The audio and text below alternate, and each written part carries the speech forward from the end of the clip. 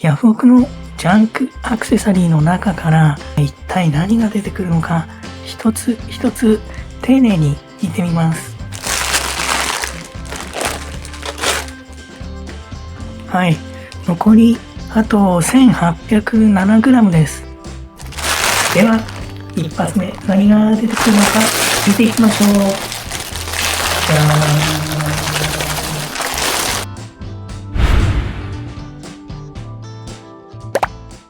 はい、では一発目何が出てくるのかな。ではじゃーん、こちら。はい、なんかね、長いです。長いのが出てきました。こんな感じです。チャラチャラーっとね。この辺なんか二重にね、なってるので、ちょっと構造の全体的に見ると多分こんな感じなのかなと思われます。はい、こちら。では拡大してみていきましょう。はい、じゃあ、こんな感じのですね、これはカットされた、ガラスっぽいやつですね。でも隣にあるこの白っぽいのはどうもね、天然石とかなのかなと思われます。そしてこのなんとなくね、この辺なんかも天然石っぽいですね。でこっちがガラスっぽいやつで、あとこれがよくパワーストーンブレスレットなんかについてるなんかパーツですね。でこのね、透明透明じゃないですね。中に内包物がね、見て取れるこのミルキーな感じの若干ピンクがかったこの白っぽいやつ、これがおそらくローズクォーツなんじゃないかなと思われます。そういった感じの、たくさんこうくっついてるねネックレスなんですが、こちらじゃーん、このルーペでね、この素材を示す金具の方も見ていきましょう。こんな感じで、拡大してね、パーツの方見るんですが、特に素材を示すような刻印はありませんでした。はい。はい、こういった、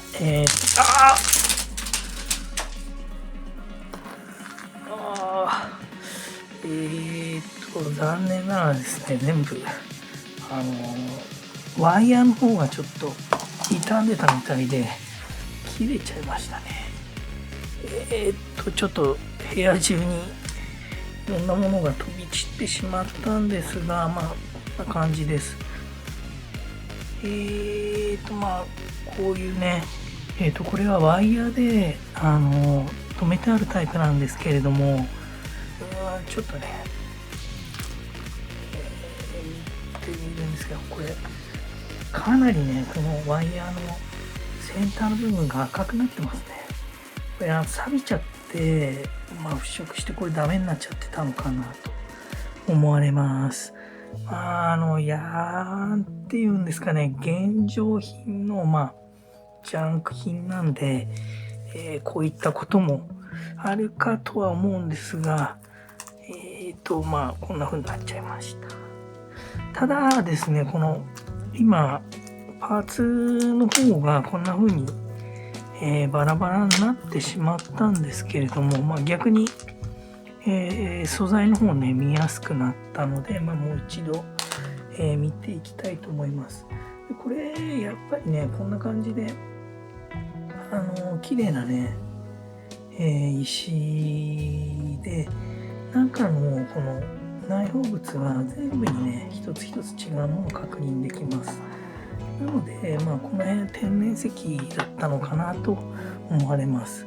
あともう一つ、この玉の方ね、なんか、これもこんな感じで、まあ、内包物が見られる状態になっています。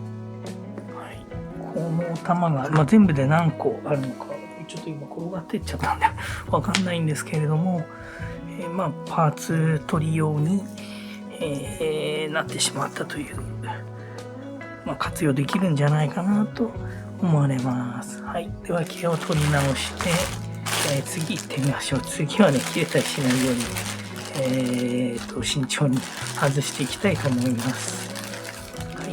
ゃーん。じゃあこちらね、ちょっと絡まってますけれども、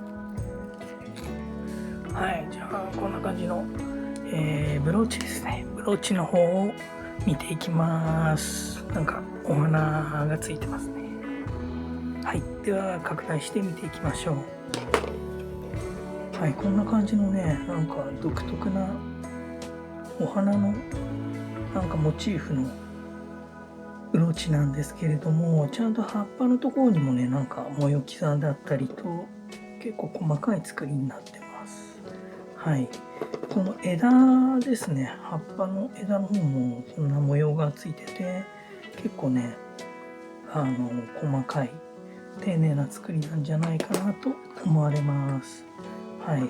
反対側ひっくり返してこうやって見たんですけれども、素材の方は、ブロンズ、真鍮っぽいものにメッキをかけたのかなと思われるね。このメッキが剥げてしまった部分なんかを見ると、そういった、素材なのかなと思われます。特に素材を示すような刻印はありませんでした。では次行ってみましょう。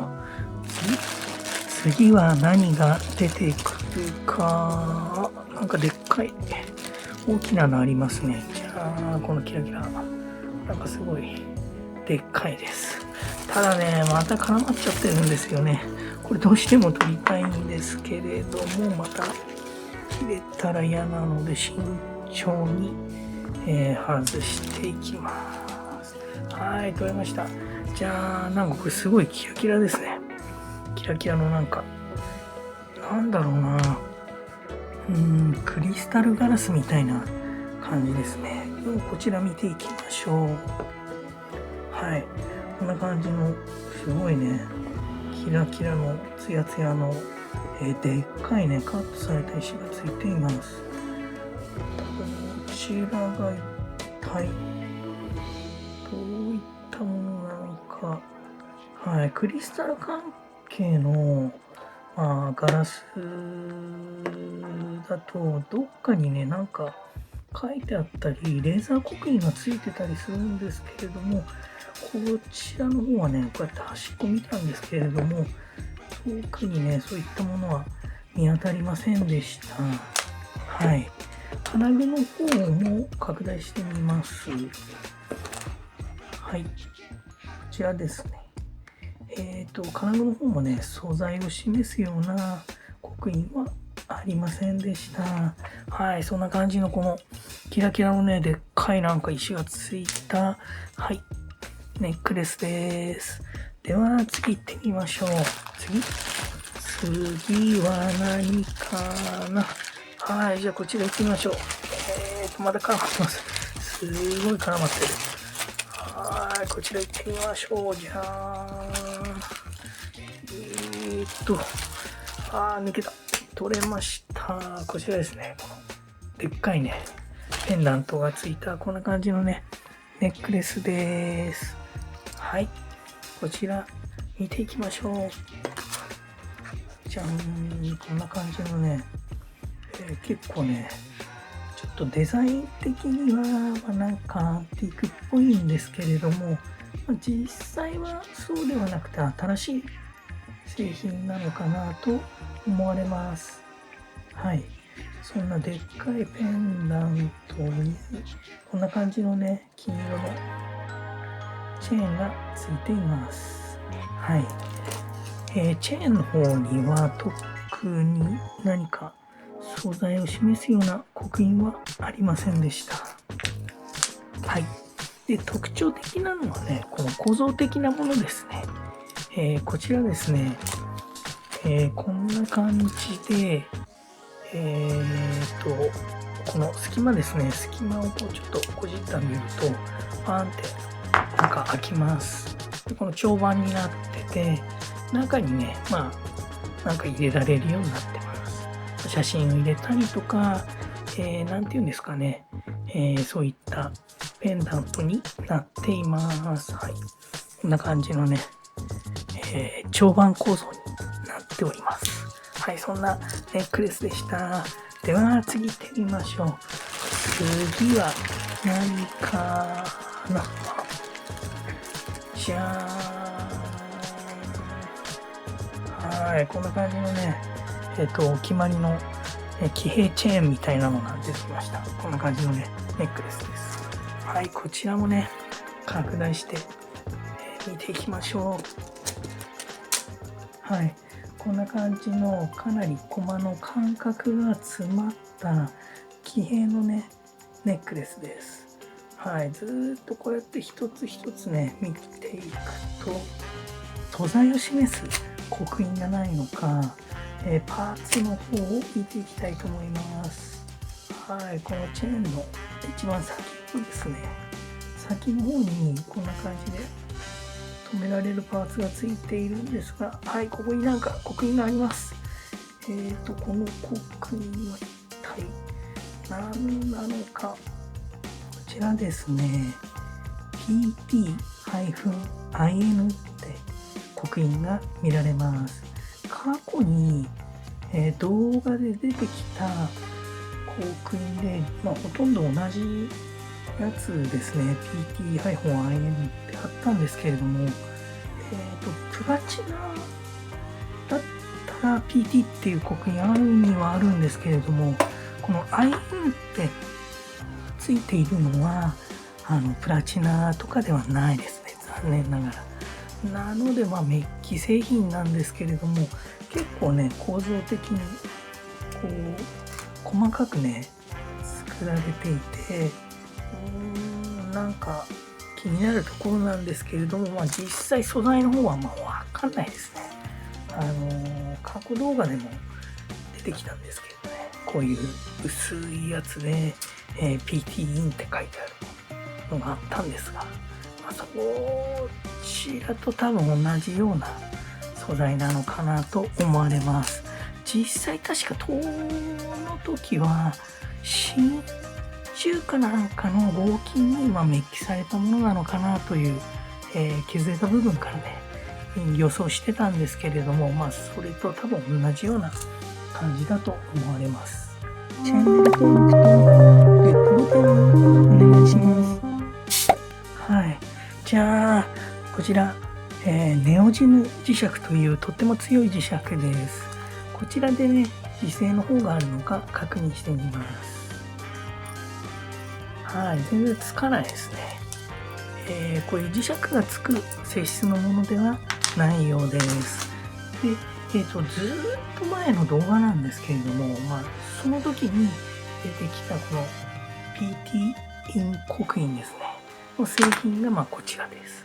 これすごい薄く作ってあるんですけれども、おそらくねこれは同じ企画というか同じシリーズの製品なんじゃないかなと思われます。こちらもね、見比べてみましょう。はい、こんな感じでね、見た感じこのパーツですね、ほとんど同じもののように思われます。サイズ感も、ほとんど一緒なので、同じシリーズなのかなと思われるんですが、特徴的な違いはこの過去動画に出てきたやつは異様に薄いね作りなんです。そして今回のは厚みがあるという感じで、ただこのなんていうんですかね、留め具のパーツはほとんどね同じ作りに見えるので、この辺は流用されたものなのかなと思います。はい、こんな感じでこの、PT-in 刻印の、謎の刻印ですね。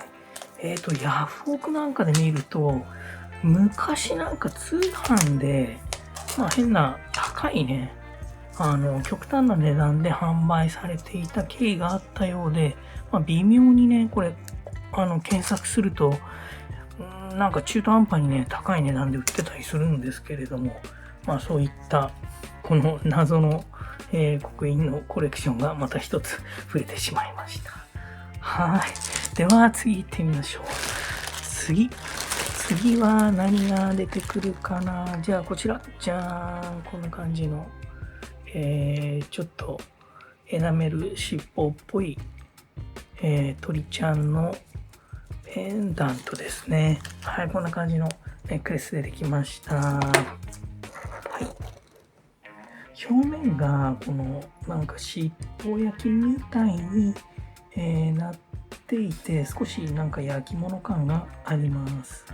はい、こんな感じで鳥の顔をしていて、なんか目のところにどうなんだろうな、なんか石が入ってそうな、作りなんですが、ちょっと、はい、違いましたね。石は特に入ってないです。で、素材を示すような刻印は特にありませんでした。はい、そういった感じの、はい、鳥ちゃんのネックレス、ペンダントです。では次行ってみましょう。次は何かな。はい、なんかお決まりのこのキラキラのね、石の方を見ていきましょう。こちらもちょっとね、絡まっちゃっててあれなんですか。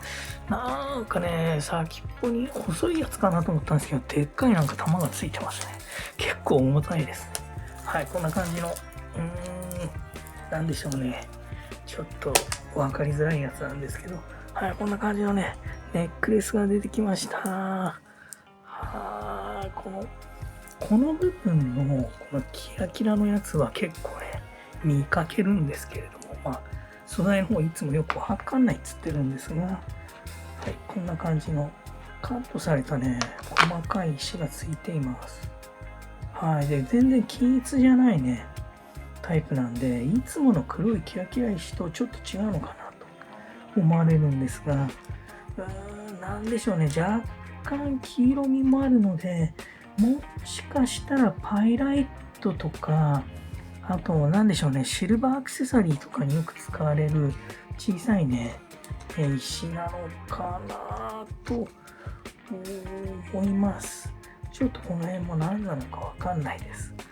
はい。で、特徴的なのはこのでっかいなんか玉が間に入ってることですね。これもなんかすごい重たいんですけれども、天然石っぽいね、見た目のこの傷とか模様の違いが見られます。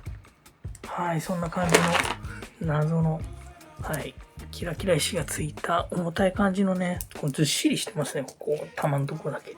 はい、こんなネックレスなんですけれども、まあ、こんな風にすると、なんかブレスレットにも改造できそうなね、お品物でした。はい、では次行ってみましょう。次は何かな。ちょっと絡まってるんでね、慎重に、取り出していきたいと思います。これね、イヤリングなんで、まだ、この中をね、探せば、片方だけじゃなくて反対側も見つかるかもしれないので、ちょっとこれは置いておきましょう。次行きます。次は、何かな。なんか、すごい、キンキラのが出てきたんで、これ行ってみましょうか。でっかいです。すごいね。でかいのが出てきました。はい、まあ似たようなのもあって、すごい絡まってますね。これ全部同じ色なのかな。なんか金色のが出てきました。じゃあこの金色いってみましょう。じゃあ、なんかすごいでかいし、太いし、重たいしで、このでっかいのね、いってみましょう。はい、じゃあまずは1つ目、こちらね。この、つい感じですね。この、でかい、太い、そしてキンキラ。このでかいやつを見ていきましょう。こちらです。かなりね、金色、ゴールデンな感じがするぶっといね、ネックレスなんですけれども、なんかね、この金色の感じがすごい黄色っぽい黄色ですね。黄色っぽい。赤っぽい時もあるんですけど、金色が黄色な感じがします。はい。で、この謎の、はい、普段あんまり見かけることないパーツですね。すごいこれ特徴的なんですけれども、普通のネックレスって、何かしらね、手でこうバネがついててグイって曲げるこういう、引き輪って言われるね、パーツが使われてることが多いんですよね。こちらです。こんな感じの、このパーツの部分を指でこう、なんていうんですかね、押して、中にバネが入ってて、こう止められるね、引き輪っていうパーツがついてることが多いんですけど、こちらね、そういったものが一切ない構造です。で、これどうやって使うのかっていうと、海外ではチャッカムネックレスって言って、この無理やりね、手でこうギューって曲げてこうやって取るやつなんですね。これがすごい特徴的だという、ものになります。多分ね、引き輪のその構造が本当に細かくチューブ状に加工してバネを入れてっていう、工業製品としては相当レベルが高いので、そういうのができない場合にこのチャッカムネックレスっていうこの手でねギューってやって曲げて、使うねパーツを海外の製品で何度か見たことあります。で、素材の方は何なのかなっていう特別ね、刻印らしきものはないんですけれども、さっきの磁石の方をこうやって見ると、あれ磁石つかないですね。どうなのかなというものです。とりあえずこれ一つ置いといて、次行ってみましょう。次。こちらもね、なんかさっきと同じような黄色っぽい金色のネックレスです。ただ、そのチャッカムネックレスと違って、こっちはね、ちゃんとした金具がついています。では、刻印などがないか見てみましょう。なんかね、怪しい感じの刻印がついています。はい、こちらです。この怪しい黄色っぽいね、金色に 18K っていう刻印がついてます。これ18金なのかなって思うんですけれども、ちょっとね、大きさの割には軽い印象です。で、磁石の方がもう思いっきりついちゃいましたね。これは多分鉄なんじゃないかなっていうぐらい、こんなついちゃいますね。こんな状態です。なので、これは金とかではなくて、メッキですね。で、メッキのその素材感として、かなり黄色が強いんで、もしかしたら金メッキですらないのかなという印象のネックレスです。はい。そういった、磁石が思いっきりついちゃうんで、金とかではないんですが、かなりね、紛らわしい刻印がついているので、ここは、じゃーん、こちらで、切断して、中の方を見ていきたいと思います。はい。18K の刻印はちょっと紛らわしすぎるんで、金でなかった場合は、売ることもできないですし、切ってみます。バーンと。はい。バチンと切れなかったんですけれども、かなりね、深い、込みというか、ギュッと潰れたようになってるんで、すぐにね、あれ、どこ行った？ここですね。こちらですね。かなりこの、へこんだ状態ですので、このちっちゃいね、ニッパでもう一回ギュッとやって、はい、切れました。はい、ではこのね、この切れた素材の内部の方をちょっと見てみましょう。はい、こんな感じですね。この切断した断面の方は明らかに外側のね、この黄色っぽい色と中の色全然違います。若干赤みがかかってるんで、銅とかも入ってるのかなと思うんですけれども、銅だったらこんなに磁石つかないので、素材の方は鉄っぽいやつがなんか入ってるのかなと思われます。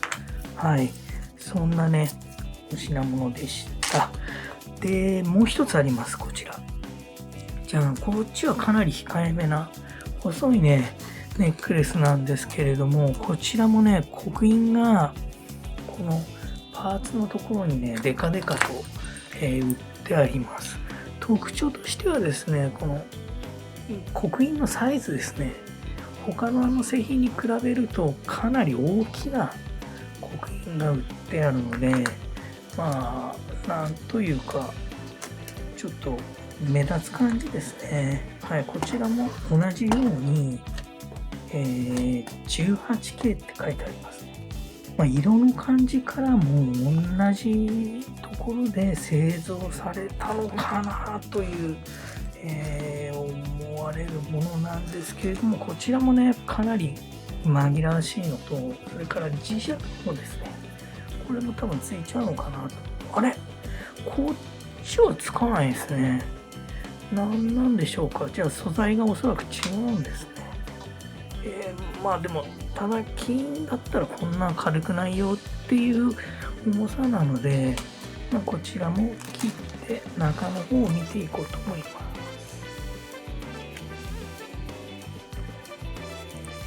はい、こちらこんな感じでね、切断することができました。ちょっと見づらいんですが、こちら、はい、じゃーん、こちらね、いつも出てくる試金石です。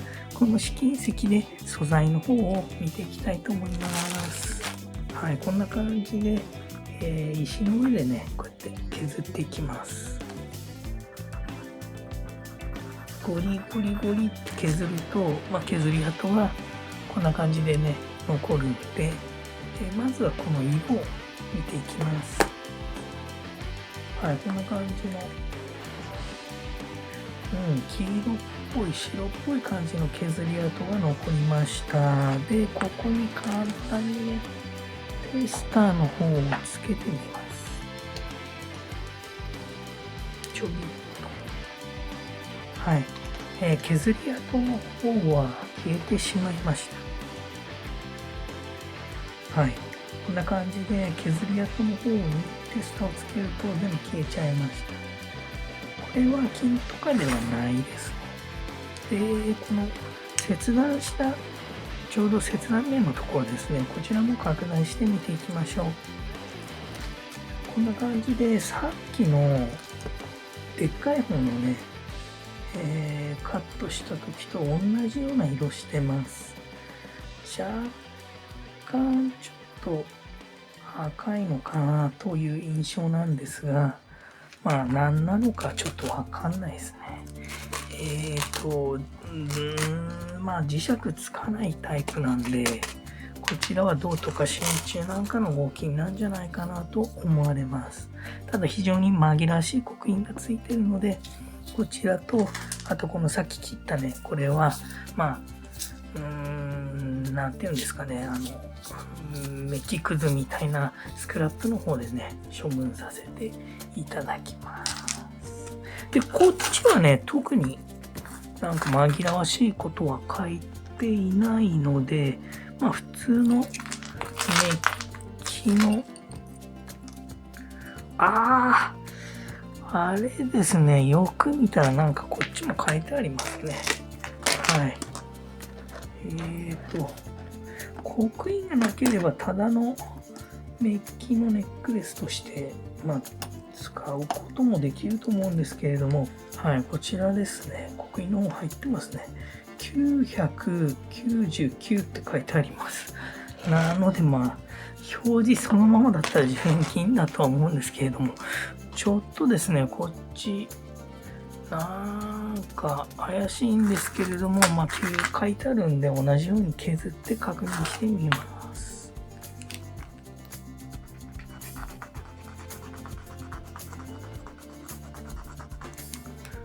はい、わかりました。全然ね、色違いますね。こちら見ていきましょう。はい。こちらね、999の刻印があるパーツなんですけれども、こんな感じでね、黄色い感じの金色をしています。でただ、実際削ってみると、こんなね、赤い削り跡になってしまいました。この赤い感じの色は、銅ですね。カッパーの銅に、似ています。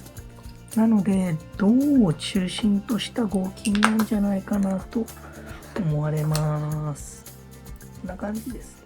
はい、削ったところだけこんな感じでね、中の色が出ている状態なので、これ全部ね、銅を中心とした何かしらの合金で、作られてるのかなと思いますね。こっちの大きい方もちょっと行ってみた方がいいかな。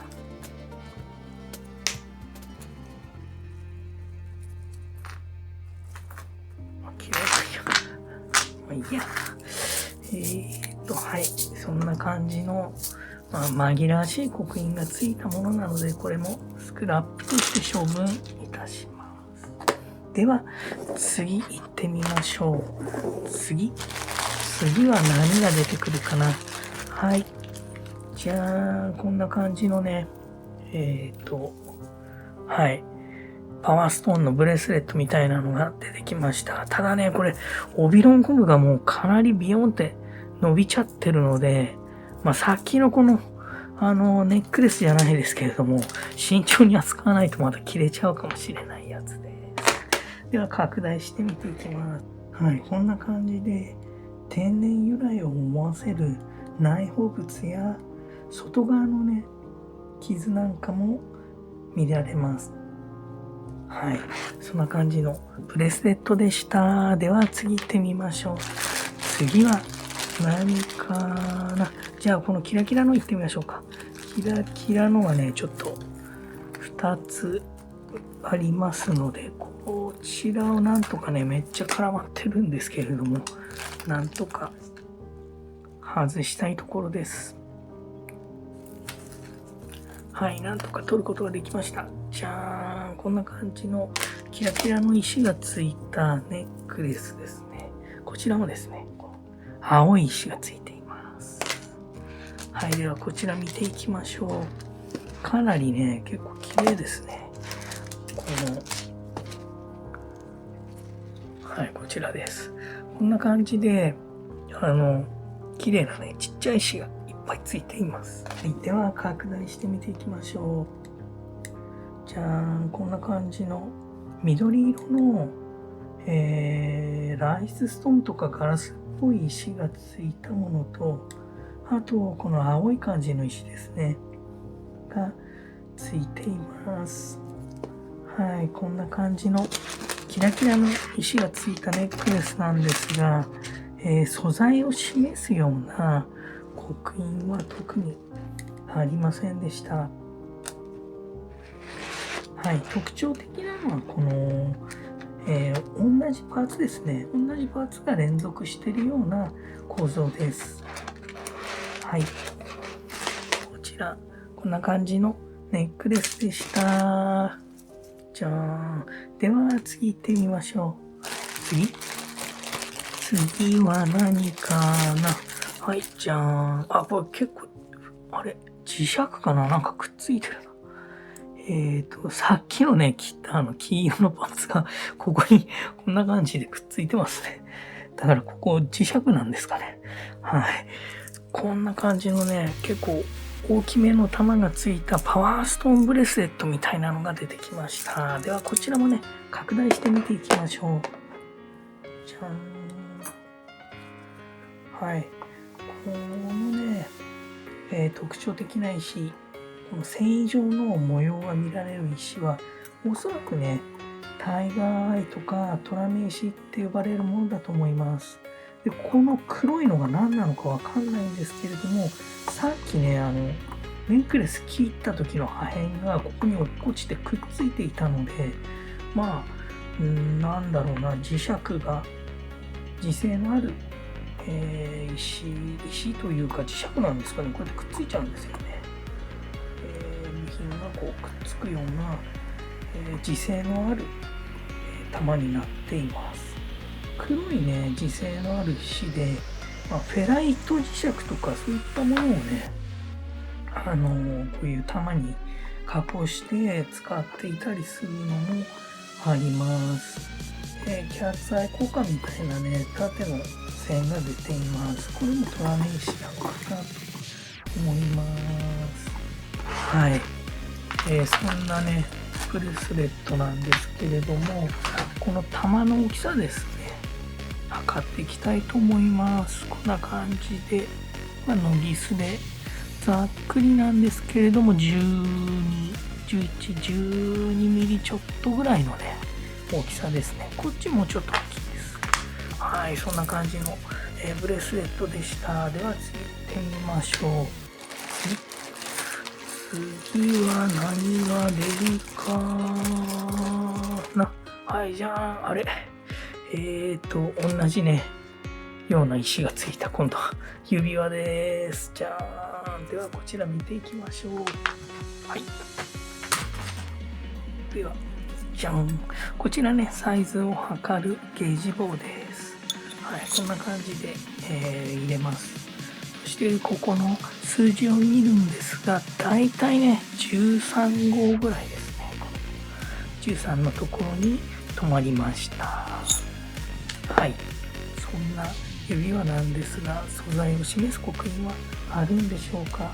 拡大して内側の方をね、まず見ていきたいと思います。で、ここにね、なんか刻印があるんですけれども、ちょっとね、なんか見づらいです。ただ、シルバーって書いてあって、その後になんか見えるんで、おそらくシルバー G って書いてあるんじゃないかなと思われます。この G がついてるのはシルバーって書いてあっても銀が取れないことが、ほとんどです。で、ついてる石の方ですね。こちら。はい。さっきのね、パワーストーンのブレスレットと同じね、トラミ石みたいなのがついてます。結構綺麗ですね。はい。こんな感じの光の加減でこういったね、模様が見られます。はい。そんな感じの指輪でした。では次行ってみましょう。次はじゃあこの綺麗なね、青いの行ってみましょうか。青い石がついた。はい、こんな感じのネックレスです。じゃあ、はい。では、拡大して見ていきましょう。じゃん。はい、こんな感じのね、透明感のある綺麗な薄いね、青い色をした石です。特徴的なのはですね、この石のカットの感じですね。みんな形違うように見えます。なので、ガラス玉とかではないでしょうし、あと、内包物ですね。こうギュッと拡大すると、この石の中に黒っぽいね、インクルージョンが、見られます。なので、天然由来の何かしらのね、石なんじゃないかなと思われます。はい、一体何なんでしょうか。なんとなくなんですけれども、この薄いね、青から連想されるのは、アクアマリンとかなのかなって思うんですけれども、実際はね、やっぱ鑑別を取ってみないと、わかんないかなと思います。こちらですね、金具の方も結構綺麗な、独特なね、デザインのものが使われています。はい、ちょっとね、金色が若干焼けて黒っぽくなってるところもあるんですが、こんな感じでひっくり返すと、一応ですね、シルバーの刻印がありました。はい。こんな感じのネックレスです。綺麗です。では次行ってみましょう。次は何かな。じゃあ、こちら。じゃん、大きい。見てください、これ綺麗な、キラキラのでっかいね、黒っぽい石がついてます。はい。こんな感じの、これ、ループタイですね。はい、じゃあ、大きいのがついてます。ループタイが出てきました。では、こちらもね、拡大して見ていきましょう。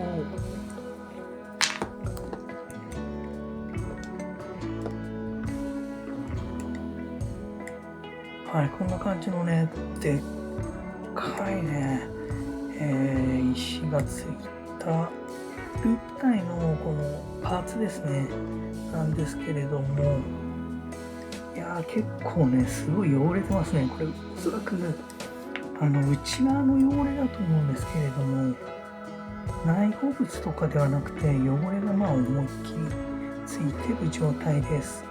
これだとちょっと洗ってみないと、こんなね、感じなのか、正確にはね、わかんないかもですね。内側、裏返すところがめっちゃ汚れてます。はい。そんな、こんなの、宝石のようなんですが、まあ何なのかなというのはわかんないんですけれども、このカットされた感じとか、あとはこういったものによく使われるクォーツなのかなと思われます。はい。色の方ね、若干、グレーっぽいね、色が見えるんですけれども、汚れがすごいんで、その汚れのせいなのか何なのか、ちょっとわかんないんですが、もしかしたら煙水晶みたいなやつかもしれません。はい。では、次行ってみましょう。次は何かな。じゃんじゃんじゃんじゃん。はい。こちらね、よく出てくる黒いキラキラ石の、はい、こんなキラキラのネックレスが出てきました。はい。このね、ちっちゃい石はね、結構見かけます。ブラックスピネルなのか、何なのかちょっとわかんないんですけども、このカットされたね、ちっちゃいキラキラの石がついたネックレスです。はい。では、金具の方見ていきましょう。こちらね、こんな感じのプレートと引きは標準的な金具がついています。はい、こちらなんか素材を示すような刻印があるのかなとひっくり返してみると、向きがちょっと逆ですね。はい、パーツの方ね、シルバー925って書いてあります。あと、引き輪の方ですね。引き輪の方、これちょっとね、細かすぎて見づらいんですけれども、スターリングと刻印があります。はい、そんな感じの、これ長さ調節用のアジャスターもついてますね。アジャスターのところもこんな感じでひっくり返すとね、シルバーの刻印がついていました。はい、なのでここからね、銀が、取れる可能性が非常に高いんじゃないかなと、わずかなんですけれども、こんな感じのネックレスでした。はい、じゃあね、この前回から、引き続きちょっとずつ貯めている、シルバーを入れておく綿棒の空き箱に入れておきます。はい。では次行ってみましょう。次。じゃーん。次は何かな。じゃあこの金色行ってみましょう。金色。じゃあこの金色のネックレスですね。はい。ちょっと絡まっちゃってますけれども。あれこれすごい長いんですけども、こちらね、ブレスレットとネックレスが一体になってましたね。なので、こんな感じで2個ありました。はい。騎兵の、よくある2面カットのチェーンなんですけれども、素材をね、示すような刻印はこの引き輪にはないですね。では、プレートの方を見ていきましょう。はい、プレートの方なんか書いてありますね。これも拡大してみてみます。はい、じゃーん。こちらね、K18GP って書いてあります。GP 刻印は、メッキの刻印になります。で、このブレスレットの方も同じね、セットなんですね。こっちも K18GP ってなってます。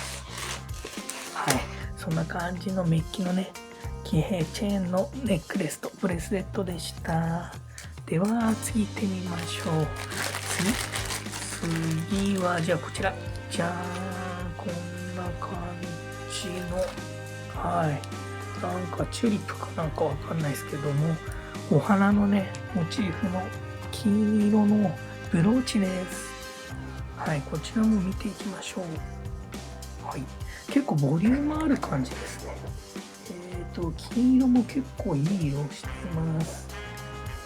はい、こんなね、厚みが結構ある、ブローチなんですが、裏側ね、こんな感じで、趣のあるなんか模様がついてるんですけれども、素材を示すような刻印はありませんでした。はい、そんな感じのね、結構、どうでしょうね。重さは中途半端になんか重く感じます。で、磁石の、磁石ついちゃいましたね。はい、こんな感じで磁石がつく素材です。はい、こんなブローチでした。では次行ってみましょう。次は、これなんか、同じなのかな。違うな。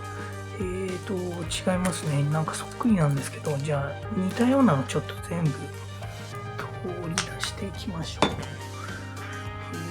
このキラキラ石がいっぱいついたね。ネックレスと、あとこれもね、なんか同じようなキラキラ石です。はい、この3本ね、いってみようと思います。はい、こちらと、こちらと、あとこれね、なんかくっついてる。はい、キラキラ石が出てきました。で、一番最初気になったのから見ていきますね。これなんかさっきのね、どれだっけ？こちら。このさっきのシルバーの金具ついてたやつと、作りそっくりなんで、まず先に見ていきます。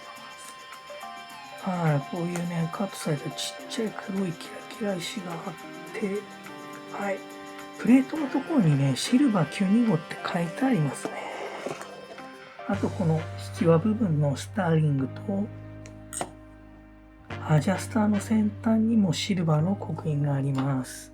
はい。なので、シルバーパーツのついたネックレスで、同じシリーズなんですかね。構造もそっくりです。なので、ここ入れておきます。はい。では次行ってみますね。次。こちらもね、なんか作りそっくりです。こんな感じのね、キラキラ石がついてるんですけれども、さっきと違うのは、このキラキラ石の玉ですね。カットされた小さな玉が続いてるんですけれども、この構造が、なんというか一つ一つみんな同じではないんでしょうけれども、サイズ感とかカットの感じが今回は揃っている方だと思います。で、金具の方なんですけれども、こちらはね、見えました。これはね、素材を示すような刻印はありませんでした。はい。で、あともう一つですね。もう一つ。こちら、私見たとき、パッと見黒いキラキラ石だと思ったんですが、違うね、なんかビーズみたいなやつでした。こちら、アベンチュリンガラスという、人工的に作ったゴールドストーンなんじゃないかなと思われる石と、あとおなじみのね、トラメ石、タイガーアイみたいな石と、あと透明なのがついてます。このね、赤いオレンジっぽい石はなんかメノっぽいやつでよく見かけるやつです。黒い方はなんだかよくわかんないです。はい、そんな感じのね、先端に玉がついたタイプと、あと普通の黒いキラキラ石のネックレスでした。はい、では次行ってみましょう。次はじゃあ、どうしようかな。この辺もすごい絡まっちゃってて、取りづらいんですが、取れたところで、はい、こちら、じゃーん、絡まってる。取れましたね。はい、こちら。よくあるパターンの、透明と、ピンクっぽい石ですね。ピンク色の石がついたこんな感じのパワーストーンみたいなブレスレットです。これもね、ローズクォーツみたいなやつかもしれないので、拡大してみていきましょう。はい。これもね、内包物がこんな感じで、見ることができます。なので、何かしらの天然石なのかなと思われるね、玉がついてます。で、真ん中のこの間の透明のやつね、透明の石はちょっと特徴がわかんないですね。ここまで来たらきっとこれはクォーツが入ってるんじゃないかなと、そういう感じの、素材わかんないんですけれども、こういうね、ブレスレットでした。はい。では次行ってみましょう。次。なんか面白いのないかな。これもなんか切れそうだ。すごいね、もう糸こんな伸びちゃってて。今にも切れちゃダメだ、切れちゃいました。紐が。切れちゃってる。この真珠みたいなやつ。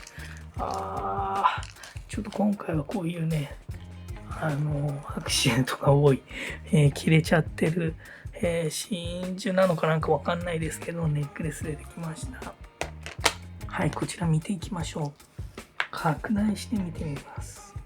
はい、パッと見ね、なんか真珠っぽいんですけれども、実際どうなのかな。今回ね、せっかくね、せっかくっていうのも変なんですけれども、切れちゃってるので、玉の方をよく見ていきたいと思います。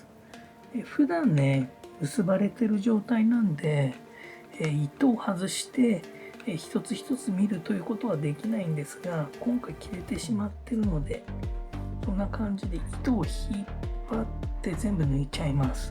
で、この玉のね、穴の、加工の仕口の方をよく見ていきましょう。はい。こんな感じでね、玉の方を正面にしてこうピンセットで挟んで拡大して見てみます。じゃん。はい、こんな感じですね。玉のね、穴のところがやっぱりね、加工が粗いですね。バリッとなった感じです。これ真珠だとね、かなり綺麗に開いてますので、これ真珠じゃない場合の特徴の一つです。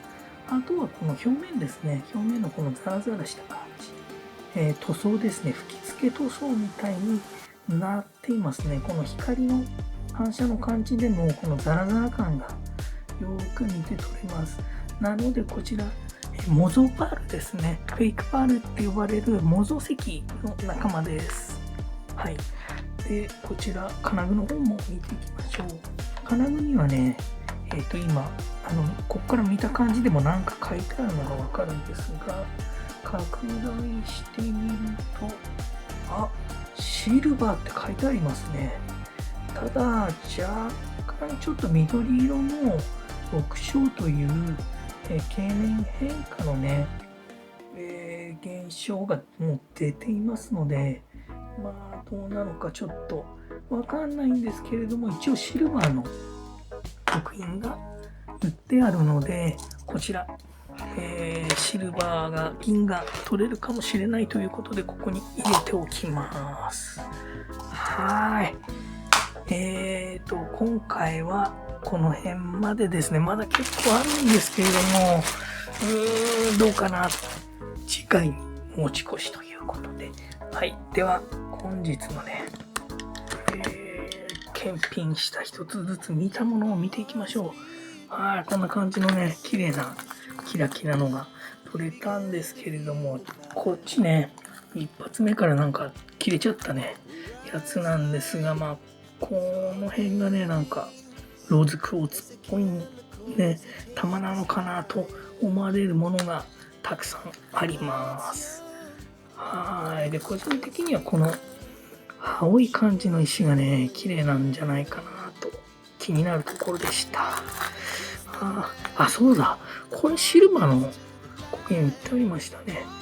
なのでこちら自動的に、じゃん、こっちに移動します。